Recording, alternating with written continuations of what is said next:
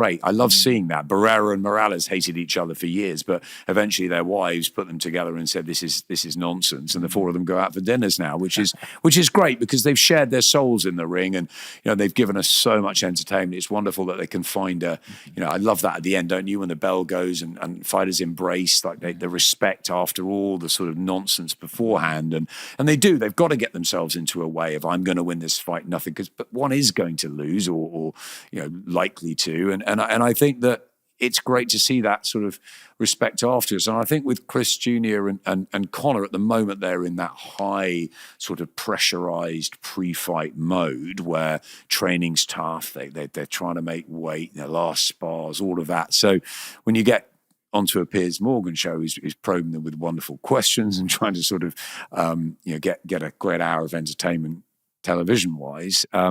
Obviously, they're going to react in different ways, but I fundamentally think they're both good guys. Chris lives his life, and Conor lives his life, and they're very, very different. But listen, as a broadcaster, as an interviewer, as somebody around the boxing world, I love it when I see both of them. I think they're dynamite on camera, and they're great in the ring too. So look, I wish them the very best, the pair of them. I think Spurs will be absolutely on heat. I think it will be. I mean, it's a wonderful stadium. We've been there before with AJ and Usyk won. Obviously, Tyson's fought there as well. But I got to know Daniel Levy and the staff pretty well.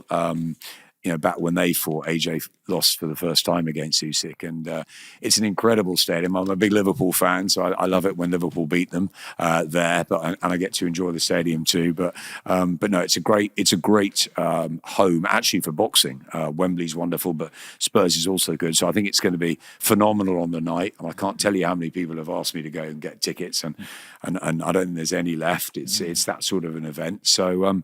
It'll be brilliant to be there for DAZN and commentating on it, and I can't wait for it. And ultimately, it is all the fun in the games, but these two know how to sell a fight, and it's great that the casual fans drop in 2 or 3 times a year. We need to keep that going for the big fights because we need people talking boxing. And as I said earlier, boxing's in a wonderful place. It's at a fantastic spot now. Young fighters are coming through. The heavyweights are just rolling. You could take almost any of them out of that magic pot, put them together, and we're going to get a good fight. And great matchmaking will mean great fights ahead. And I love what His Excellency Turki Al-Sheikh has done.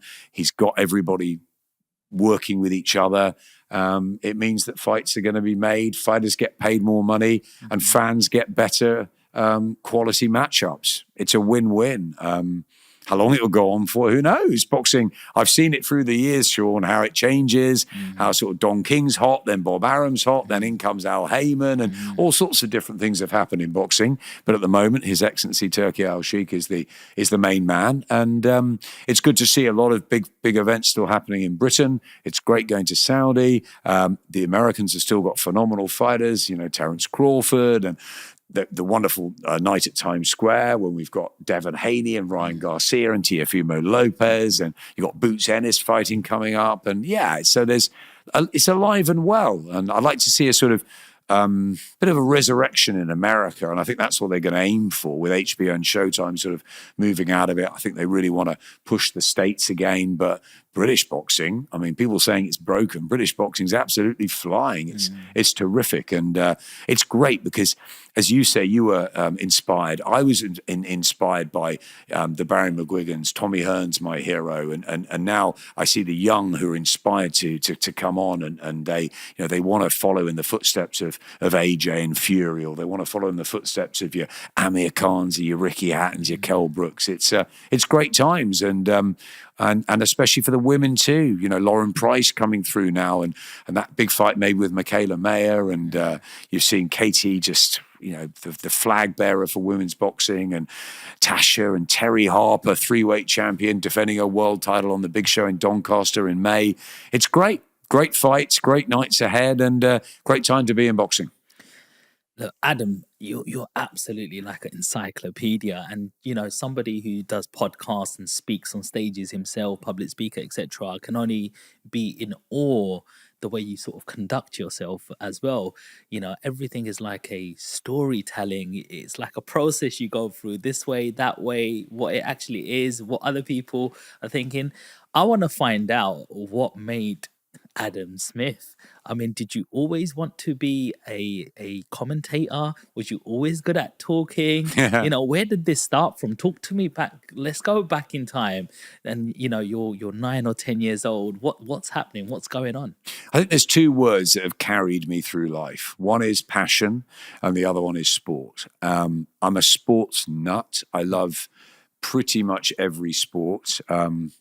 My family will tell you, I could watch anything, whether it's in no order. Tennis is probably my favorite sport. Boxing's my business. Really? It's a strange one to say, and I love boxing and fighters to the core. But watching sport, I love watching tennis. I love football. I'm a massive Liverpool fan, have been since I was 4 or 5 years old. My kids, 2 of my 3 kids are. I love everything: snooker, darts, rugby, cricket, golf. I just everything. I love sport, racing.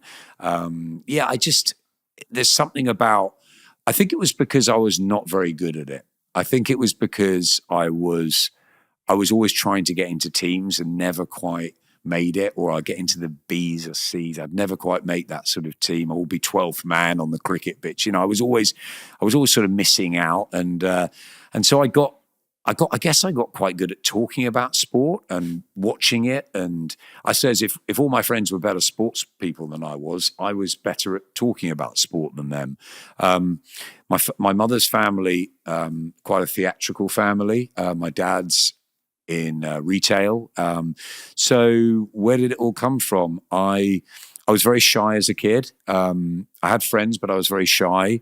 Got bullied a little bit at school, which was tough. And I think I escaped into both the theatrical and sports world quite a lot.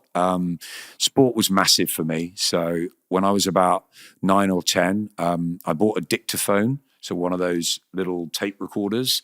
And I used to practice on the dictaphone or in front of a mirror, being a commentator.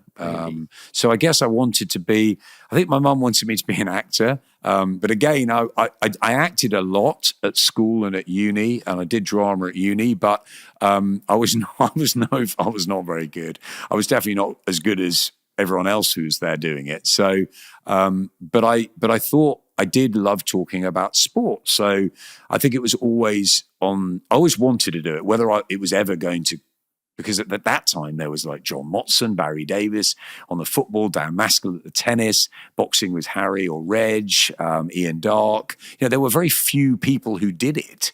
So people were like, well, how can you, you know, this BBC, ITV, Sky was just coming through, just an embryonic company, really.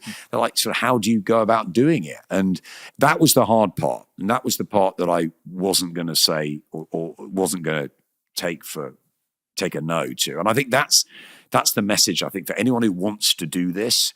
You've got to be passionate, you've got to be dedicated, and you've got to have a huge amount of resilience, because a lot of people say no.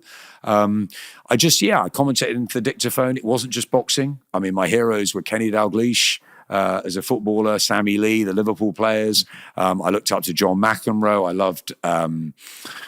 who else I love in tennis? I love, oh God, so many. Monica Seles. There's so many tennis players I adored. In cricket, David Gower was my hero. So yeah, Barry McGuigan and Tommy Hearns probably. David Gower at cricket.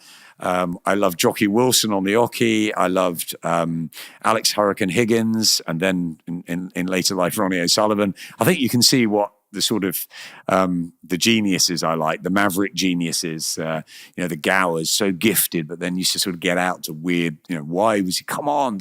I love the stories. I love the Kenny Dalglish, the magician, and then going on to become a manager. I love following journeys. I think that's the key. I loved following people. And so it was any sport. It didn't matter whether I was going to be a football commentator, a boxing commentator, a tennis commentator. I just wanted to be a sports commentator. And I went to a very academic school. And my sort of peers there were all going to go into the city or into George Osborne was in my year, the former chancellor. So obviously he told me, I said to him one day when we were sitting around, I said, what are you going to do? Because he was talking about politics. He was a very good debater. I said, what are you going to do? What are you going to be? And he goes, I'm going to be Prime Minister. And I said, oh, wow, that's a pretty big. He said, what are you going to do? I said, I'm going to be a sports commentator. I said, I'll tell you what, let's see who gets there first. Yeah. And when I became a sports commentator, I dropped him a note because he'd only made Chancellor. He never became Prime Minister. But no, I mean, look, he obviously did incredibly well in politics. But I didn't want to do that. I remember going around the careers fair at school and thinking, I don't want to go in the army. I don't want to be in medicine. I don't